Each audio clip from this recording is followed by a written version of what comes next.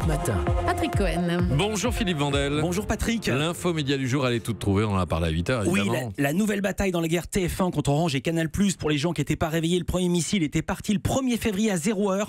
TF1 a coupé le replay MyTF1 aux possesseurs de box Orange. Pourquoi ce conflit? Car TF1 demande aux opérateurs télécoms une redevance pour diffuser ses chaînes, car leur abonnement à eux est payant. Vendredi 2, Canal+ est entré dans la bataille. Son directeur général, Maxime Sada, d'habitude très discret, très mesuré, a dénoncé dans le JDD un chantage inadmissible de la part de TF1. Il prévient qu'il ne payera pas les millions demandés. Et Canal+ vient de mettre ses menaces à exécution. Orange avait coupé le replay TF1.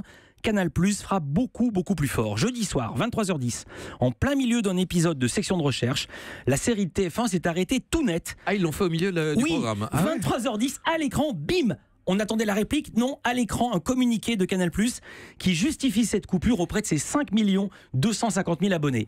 Le groupe TF1 veut désormais faire payer ses chaînes gratuites, alors même que ces chaînes sont diffusées gratuitement sur la TNT et sur Internet. Cette diffusion payante aurait pour conséquence de vous faire payer l'accès à ces chaînes, ce que nous refusons.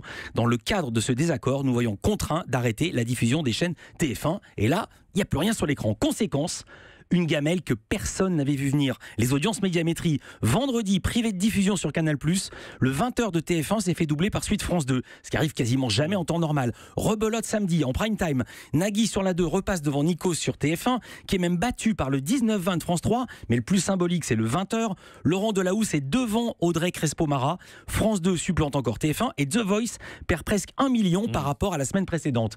Canal+ doit savourer, ils sont en position de force, mais TF1 est pas du genre à se laisser faire. Le prochain round risque d'être terrible ou alors très négocié. Négocié, plus sûrement. À 9h30, Village Média. Et on n'est pas mécontent car Village Média sera au cœur du réacteur. Nous aurons l'interview exclusive dans ce studio du directeur général du groupe Canal+, Maxime Sada. C'est lui qui a coupé le signal. Et sur un mode plus maternel, Agathe Le Caron qui présente la maison des maternelles, c'est joliment dit, sur France 5. Agathe, à tout à l'heure. Agathe Le Caron et Maxime Sada, vos invités dans Village Média. Europe 1.